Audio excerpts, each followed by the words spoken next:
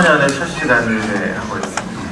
서로 돌아보시면서 새해 복들 많이 받으시라고 서로 좀 인사하겠습니다. 인사합시다. 수고합니다. 감사합니다. 세상 사람을 볼 때 우리는 정신없는 사람들입니다. 지금 이 시간에 노는 것도 아니고 예배드리러 이렇게 주일보다 많은 사람이 와 있는 놀라운 역사를 보고 있습니다.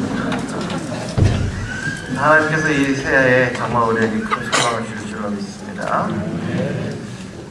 아무 생각이 없는 사람들이라면 모르지만 어떤 과정을 통해서든 일단 그 고정된 인생관이라는 게 갖춰진 사람들은 어느 순간에 어떤 이유로든 자기 인생관을 갑자기 바꾼다는 거, 지금까지 이렇게 알고 이렇게 가치를 두고 살았는데 그 가치를 바꾼다는 거 결코 쉬운 일이 아닙니다. 그런데 우리는 오늘 이 다윗의 말씀을 통해서 보게 되는 것은 지금 다윗이 그 자기가 지금까지 갖고 왔던 인생관을 바꾸고 있는 것을 보게 되는 겁니다. 다윗이 지금 얘기하고 있는 얘기가 뭐냐면 인생이란 게 정말 아무것도 아니구나.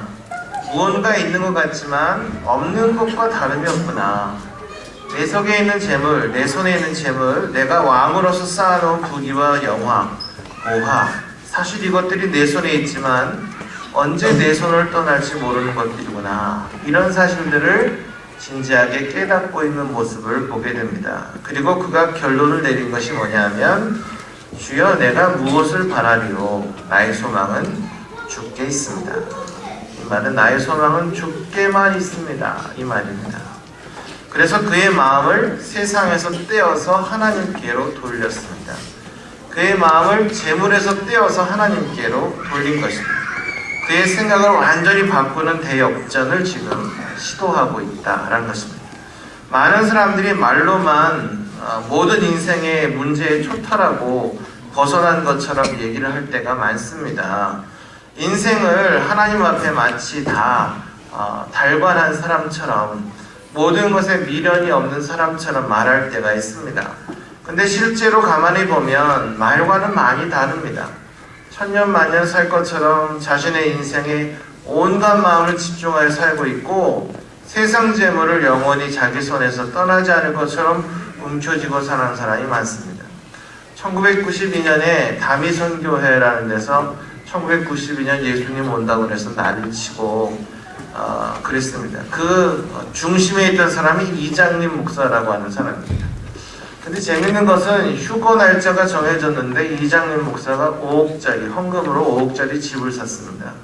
그래서 기자가 이제 휴거하실 테니 그 집 놔주셔 뭐 이렇게 얘기하니까 절대로 안 주고 그냥 갖고 있었습니다. 지금도 갖고 있는지는 잘 모르겠습니다. 그러니까 이제 휴거할 거니까 세상 것은 아무것도 소용없다, 다 헌금하고 다 선교하고 이렇게 할 거라고 해놓고 자기는 그거로 집을 사더라. 이게 이장님의 문제뿐이 아니라 모든 사람들 안에 숨어있는 말과 생각과 마음과 다른 얘기를 하고 있는 모습을 보여줍니다.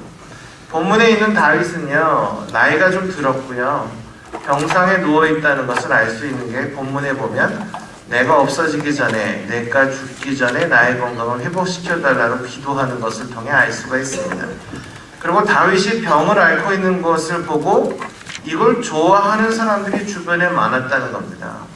다윗은 우리가 잘 아는 바와 같이 하나님을 사랑하고 하나님의 뜻대로 살고 하나님 말씀대로 백성을 다스리고 한 성군이었지만 우리 사는 이 세상엔 의롭고 바르게 살려고 하는 사람치고 주변에 정적이 없는 사람들이 없습니다. 적들은 다윗의 깊은 병이 들었음을 은근히 좋아했습니다. 그러나 다윗은 원수들이 그런 소리를 들으면서도 이제 나이는 들고 몸은 병약해져서 대응할 형편이 안 됐습니다. 그런데 이런 상황에서 잘못하면 하나님을 원망하기가 쉬운데 다윗은 입을 꼭 다물고 참았습니다. 마음속으로는 두려움도 있었고 자기 형편에 대해서 화가 나기도 했지만 그는 그런 과정 속에서 다시금 자신의 인생을 돌아보게 됐습니다. 그리고는 세상의 부귀는 아무것도 아니구나. 내 마음을 줄 것도 못 되고 내가 의지할 것도 못 되는구나. 하나님만이 나의 소망이구나. 하나님만이 내가 의지할 자이구나. 하나님 나를 받으시옵소서. 나를 붙들어 주시옵소서. 이렇게 마음을 완전히 바꾸는 경험을 하게 되는 것입니다. 우리가 경험해 본 것처럼 사람이 병이 들면 세상을 보는 눈이 달라집니다. 인생의 실제를 들여다볼 수 있는 눈이 생기기 때문입니다. 사람이 나이가 들면 세상을 보는 안목도 달라집니다. 왜냐하면 젊었을 때는 눈에 들어오지 않던 것들이 나이가 들면 눈에 들어오기 때문입니다. 더 깊은 것을 보게 되고 그동안 뒤에 숨겨져 있던 것을 들여볼 수 있게 되는 것입니다. 따라서 세상을 생각하는 마음이 달라질 수 있습니다. 사람이 실패를 한다든지 위기를 만날 때도 세상을 보는 안목들은 바뀌어지게 됩니다. 특별히 인생의 오후라고 해서는 30대 후반이 지나고 나면 그렇게 삶을 살 때 더더욱 인생에 대해서 생각할 수 있는 기회를 맞게 되는데 그 중에 하나가 이런 연말입니다. 연말연시. 한 장 남은 달력이 보일 때 그것으로 마지막으로 떼어내는 사람은 세월의 빠름과 또 인생의 허무함을 어느 때보다 실감할 수 있는 그런 연말의 우울증을 경험하게 됩니다. 이런 동기들이 우리로 하여금 인생을 반추하게 하고 돌아보게 하고 세상을 다시 한번 생각하게 하면서 어떤 때는 우리 심령이 당황할 때가 있습니다. 이럴 때 우리가 이런 연말의 우울증에 사로잡혀서 주저앉아 있으면 안 되고 다윗처럼 우리의 생각과 사고를 전환하고 안목을 바꾸어서 우리의 소망을 하나님께 줄 새로운 비상을 체험해야 하는 것입니다. 이런 의미에서 오늘 말씀으로는 두 가지 말씀만 드리겠습니다. 첫째는 짧은 인생의 소망을 두지 말고 하나님께 소망을 두라 하는 것입니다. 그렇다고 인생을 살아가는 날들이 의미 없다 이런 얘기를 하는 게 아닙니다.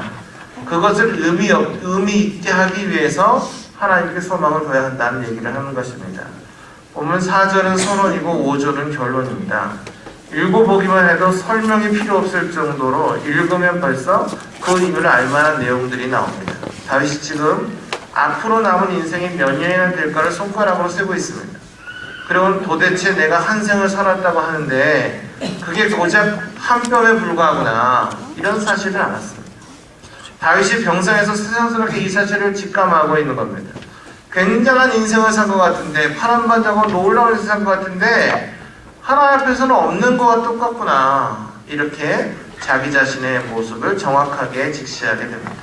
다윗은 시편에서 이런 고백을 여러 번 했습니다. 시편 90편 10절에 보면 우리 연수가 70이요 강건한 80이라도 그 연수의 자랑은 수고와 슬픔뿐이요 신속히 가니 우리가 날아가나이다. 또 시편 103편 15절 이하에 봐도 인생은 그 날이 풀과 같으며 그 영화가 들의 꽃과 같도다.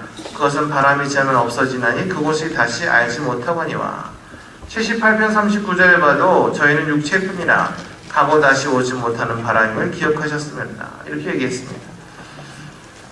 여러분들도 이제 벌써 나이를 한 살씩 더 드셨습니다. 저는 올해로 딱 반백년을 살고 있습니다.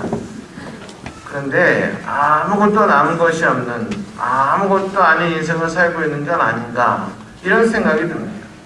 성경 말씀이 하나도 틀린 것이 없는 거 아닌가. 이렇게 내가 내 삶의 무게를 바라봤을 때 얼마나 값진 것이 내 인생에 남아있을까 이런 것들을 생각해보면 내가 주님을 아는 것 외에 더 어떤 귀한 가치가 내게 남았을까 생각해보게 되는 것입니다. 오늘 말씀 5절 중간에 보면 사람마다 그 던던히 선 때도 진실로 허사뿐이로다 이런 말이 있는데 누구에게는 든든히 서 있는 것 같이 늙지도 않고 실패하지도 않고 잘못되지도 않을 것 같은 전성기가 있습니다. 그때가 든든히 선 때라고 말할 수 있습니다. 청춘을 자랑할 때라고 할 수도 있겠고 건강을 과시할 때라고도 할 수 있을 것입니다. 성공해서 명성을 떨칠 때라고도 할 수 있을 것입니다. 누구나 그런 때가 한 번에 있습니다. 깃발 나를 때가 있는 겁니다. 그런 때 많은 사람들은 무언가 영원한 유산을 남기고 싶어하는 욕망을 갖습니다. 죽은 후에 사람들이 기억해 주기를 바라고 두고두고 자기의 업적을 인정해 주기를 바라는 마음을 갖게 됩니다. 작년에 군종 60년사인가 50년사가 영감이 하나 나왔어요. 거기 보니까 이제 각 교회들, 군인 교회들이 다 망라돼서 그동안 역대 목사님들 얘기가 쭉 이름이 나오더라고요. 제가 지냈던 교회들을 이렇게 봤습니다. 몇 군데 제 이름이 빠졌더라고요. 뭐 아무것도 아닌데 굉장히 섭섭하더라고. 중간에 제가 교회 질 때 좀 소문했는데 교회 질 때 누가 했다는 얘기도 없더라고요. 섭섭해요. 전 수준이 거기밖에 안 됩니다 지금. 전 좀 이름이 좀 나와주고 이렇게 누가 공헌했다 이런 거 나와줘야 마음이 그렇다고 아직은 그래요. 안 그러려고 노력해요. 올해 좀 더 안 그럴 거예요. 하여튼 그래요. 그런데 그게 몇십 년 지나고 거기에 이름이 있다고 그게 누군지 알겠는 거예요. 제가 상무대교회 목사님들, 역대 목사님들 봐도 위에 분들은 이름을 못 들어본 분도 계세요. 그게 나에게 무슨 의미가 있을까? 이런 생각을 해보면 나도 또한 내 밑에 누군가에게는 저 이름이 나에게 무슨 의미가 있을까? 이런 생각이 들 거라는 것입니다. 자, 위대한 선배 목사님들이 있었습니다. 이 나라에. 그분들이 한참 전성기를 구가할 때는 막 그 설교 한마디 들으려고 수천 수만 명의 사람들이 몰렸고 정말 그 놀라운 그 서울의 그 여의도 광장에 5.16 광장에 정말 수십만 명이 모여서 수백만이 모여서 설교를 들은 놀라운 일들도 있었습니다. 그런데 그때 전파된 메시지가 지금 과연 어디 남아있고 그때 예수 믿고 돌아왔다는 사람들 지금 과연 어디가 있고 이런 걸 생각해보면 정말 우리가 그 어떤 것에 특별한 의미를 두는 건 그건 내가 잠깐 생각하는 거지 의미가 없는 것 같다. 뭐 기념관 같은 거 많이 세우잖아요. 근데 그게 다 폐허가 되잖아요. 왜? 그때 잠깐 그 기념이 되는 거고요. 그 다음 사람들에게 그것이 의미가 없어지기 때문입니다. 그렇기 때문에 우리가 생각해야 될 것은 우리 인생은 실제로 아무것도 아니구나. 의미 없다는 의미에서가 아니라 하나님께서 하나님 말씀 앞에 우리가 보면 정말 고귀한 어떤 것을 제외하고는 우리 인생은 정말 아무런 가치가 없어지는구나. 그러니까 다윗처럼 그 눈을 이렇게 돌아보면 다윗이 얼마나 위대한 인생을 살고 지금을 사는 우리들에게 얼마나 많은 영향력을 주고 있습니까? 그런데 자기 스스로는 내 인생은 아무 의미가 없는 것처럼 내 인생은 아무것도 내세울 거 없는 것처럼 그런 겸손한 인생으로 살아갔다라는 것입니다. 그랬기 때문에 지금 우리에게 더 큰 영향력을 주고 있다는 것입니다. 자, 인생의 초점을 인생에 맞추지 않고 하나님의 초점에 맞춰 세상을 봤습니다. 그래서 주여 나의 소망은 주께 있나이다를 이렇게 말할 수 있었던 것입니다. 이런 식으로 의미할 수 있습니다. 하나님이여 나의 소망은 주께 있나이다. 주님 편에서 세상을 보기 원합니다. 주 안에서 인생의 모든 것을 해석하기를 원합니다. 나의 인생과는 주님으로 시작해서 주님으로부터 마치기를 원합니다. 뭐 이런 겁니다. 그러니까 주님의 안목으로 보기를 원한다. 주님의 안목으로 가치 있는 것에 나도 가치 있다고 평가해주고 주님이 사랑한다는 것에 나도 같이 사랑하기를 원하고 주님으로 시작해서 주님으로 끝나는 인생이 되기 원한다고 지금 말하고 있는 것입니다. 여러분, 이 영원한 것, 이것은 하나님께만 있습니다. 예수님께서 말씀하시기를 요한복음 10장 28절에서 내가 저에게 영생을 주노니 영원히 멸망치 아니할 터요 또 저희를 내 손에서 빼앗을 자가 없느니라.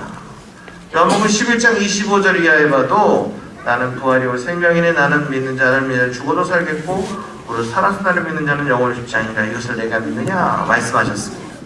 우리가 영원히 존재하신 하나님께 소망을 두면 덧없는 한 생이 영혼과 연결되면서 그 영혼 속에서 우리의 인생이 새롭게 거듭나게 되는 것입니다.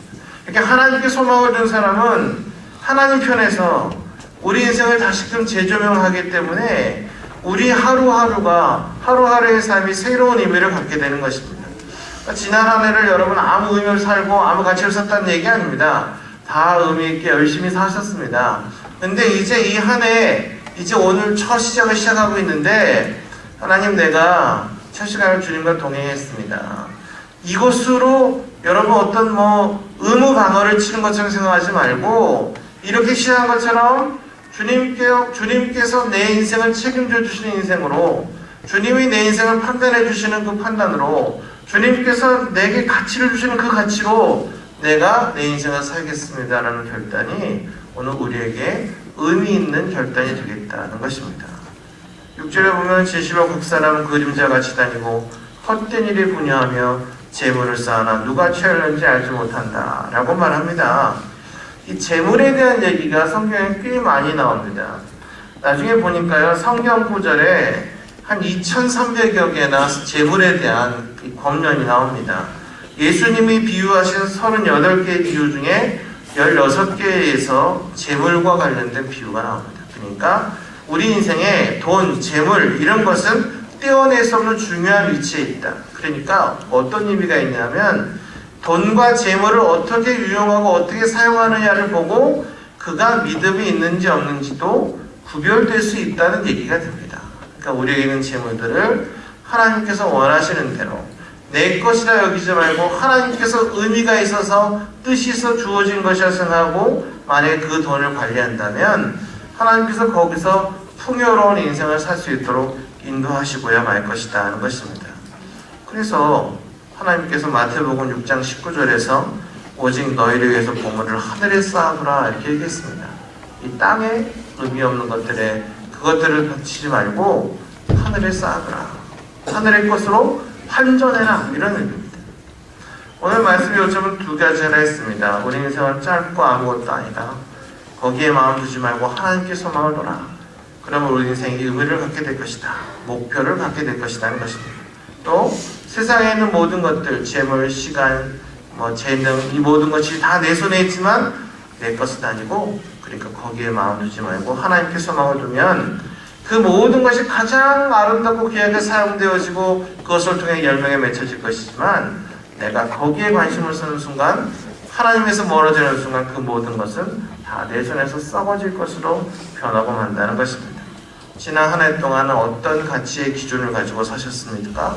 어떤 인생관이 내게는 있는 것 같다는 생각을 하십니까? 말씀에 비추어서 하나님께서 이렇게 말씀하고 나는 다른 생각을 갖고 있다면 이제 이 해를 시작하고 있는 이 초입에서 내가 주님과 같은 생각으로 주님과 같은 판단으로 내가 같은 안목으로 보기를 원합니다 라는 결단들이 여러분 모두에게 있기를 축원합니다. 이제 이 한 해는 정말 주님께만 소망이 있습니다. 이렇게 고백하면서 하나님의 은혜를 여러분 계속 강구할 뿐만 아니라 우리가 내년에 우리 교회가 갖고 있는 표어가 하나님의 기쁨이 되는 교회 이렇게 되는데 정말 우리가 믿음에 충만해지고 우리 삶이 하나님을 정말 기쁘시게 할 만큼 잠잠히 웃으시고 계실 만큼 하나님을 기쁘시게 할 귀한 인생으로 살아드리는 상무대교회 모든 성도들이 다 되시기를 주님의 이름으로 축원합니다. 기도하겠습니다. 아버지 하나님 감사합니다. 우리가 참으로 하나님께만 소망을 두는 그 은혜로운 삶을 살도록 은혜 주시니 감사합니다. 주님, 저희를 사랑하시는 주님의 관심과 은혜가 저희 인생 가운데 충만함을 믿습니다. 그래서 우리 삶에 허락하시는 그 어떤 것도 우리에게 유익되지 않은 것이 없는 줄로 믿습니다. 주님 이제 이 한 해를 주님 앞에 펼쳐놓습니다. 저희가 그 어떤 것을 계획할지라도 그 걸음을 인도하시는 것이 주님이신 것을 인정하고 신뢰합니다. 이제 첫 시간을 드리오니 저희 2004년의 모든 시간과 평생의 계획을 주님 손잡아 이끌어 주시옵소서. 아멘. 예수님의 이름으로 기도합니다. 아멘. 이 소식을 먼저 전